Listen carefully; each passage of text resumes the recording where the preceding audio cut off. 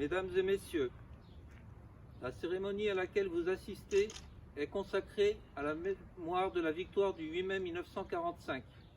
Aujourd'hui, 8 mai 2020, nous commémorons le 75e anniversaire de cet événement. Elle comportera les phases suivantes. La levée des couleurs qui sera suivie de la Marseillaise, le message officiel du président de la République, hommage aux morts, la gerbe sera déposée par Monsieur le maire. La cérémonie est présidée par Monsieur Yann Dubosc, maire de Bussy-Saint-Georges. Garde à vous.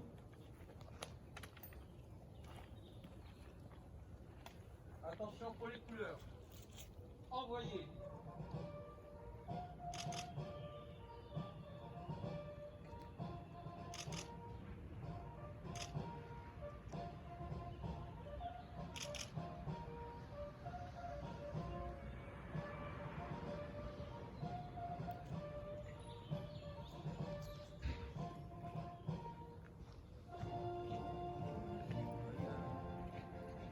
On est au bataillon. Marchons, marchons, qu'un sang impur abreuve nos sillons. Repos. Garde à vous. Allocution. Lecture de Monsieur le Président de la République, chef des armées par Monsieur le maire.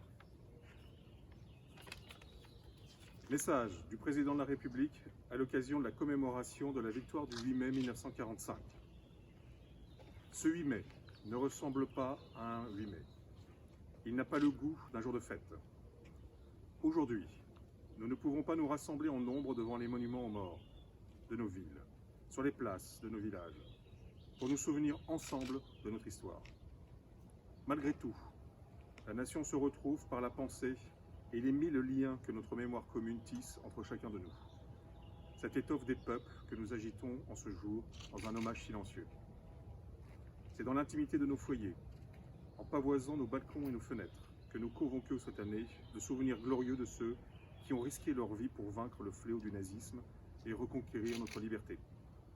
C'était il y a 75 ans. Notre continent refermait grâce à eux le chapitre le plus sombre de son histoire, 5 années d'horreur, de douleur, de terreur.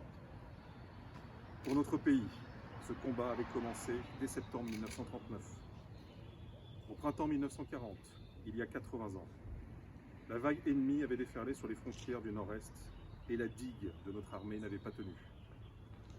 Nos soldats pourtant s'étaient illustrés à de nombreuses reprises. Ceux de Montcornet, d'Abbeville, de Gambloux et de Stone, les hommes de Narvik, les cadets de Saumur, l'armée des Alpes avait défendu avec vigueur notre territoire et les couleurs de notre pays. Ils sont ceux de 40. Leur courage ne doit pas être oublié. Dans le crépuscule de cette étrange défaite, ils allumèrent des flambeaux. Leur éclat était un acte de foi, et au cœur de l'effondrement, ils laissaient poindre la promesse du 8 mai 1945. Cette aube nouvelle fut ensuite conquise de haute lutte par le combat des armées françaises et des armées alliées, par les Français libres qui jamais ne renoncèrent à se battre, par le dévouement et le sacrifice des résistants de l'intérieur, par chaque Française, chaque Français, qui refusa l'abaissement de notre nation et le dévoiement de nos idéaux. La grande alliance de ces courages permit au général de Gaulle d'asseoir la France à la table des vainqueurs. La dignité maintenue, l'adversité surmontée, la liberté reconquise, le bonheur retrouvé. Nous les devons à tous ces combattants, à tous ces résistants. À ces héros, la nation exprime son indéfectible gratitude et sa reconnaissance éternelle. Le 8 mai 1945, c'est une joie bouleversée qui s'empara des peuples. Les drapeaux ornaient les fenêtres, mais tant d'hommes étaient morts. Tant de vies étaient brisées, tant de villes étaient ruinées. À la liesse succéda la tristesse et la désolation. Avec le retour des déportés, les peuples découvrirent bientôt la barbarie nazie dans toute son horreur. Rien, plus jamais, ne fut comme avant.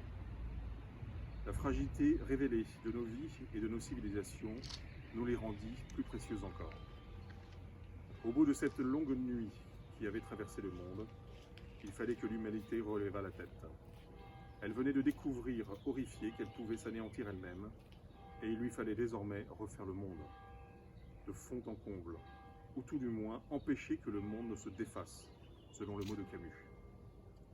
Ce fut l'heure, en France, de l'Union nationale, pour fonder les bons jours annoncés par le Conseil national de la résistance, et bientôt retrouvés. L'heure, en Europe, de l'effort commun pour bâtir un continent pacifié et fraternel. L'heure, dans le monde, de construire les nations unies et le multilatéralisme. Aujourd'hui, nous commémorons la victoire du 8 mai 1945, bien sûr, mais aussi, surtout, la paix qui l'a suivie. C'est elle, la plus grande victoire du 8 mai, notre plus beau triomphe. Notre combat à tous, 75 ans plus tard. Vive la République, vive la France.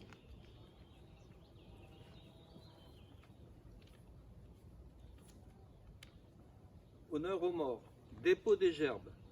Monsieur le maire, je vous en prie.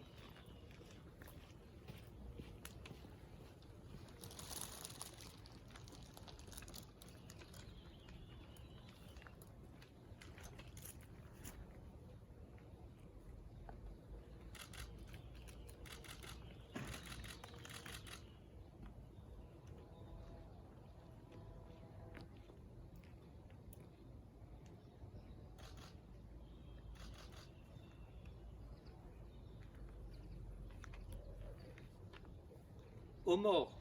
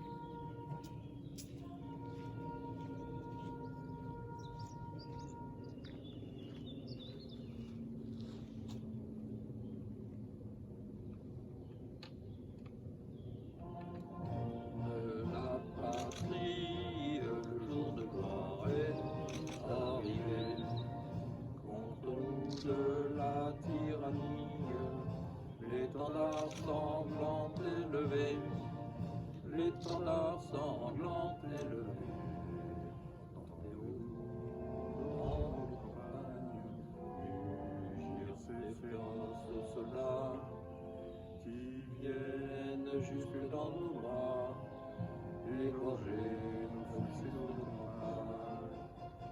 Aux armes, aux citoyens, formez vos bataillons, marchons, marchons,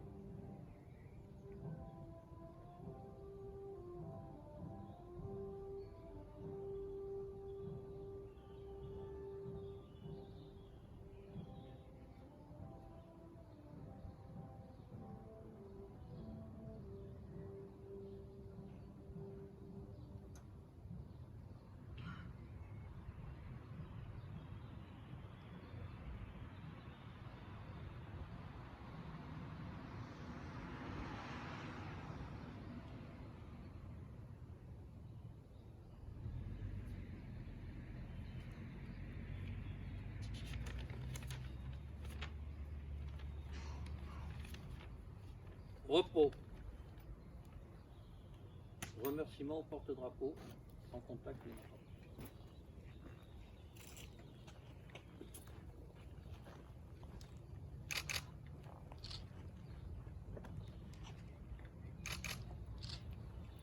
Fin de la cérémonie. Merci à tous. Merci beaucoup.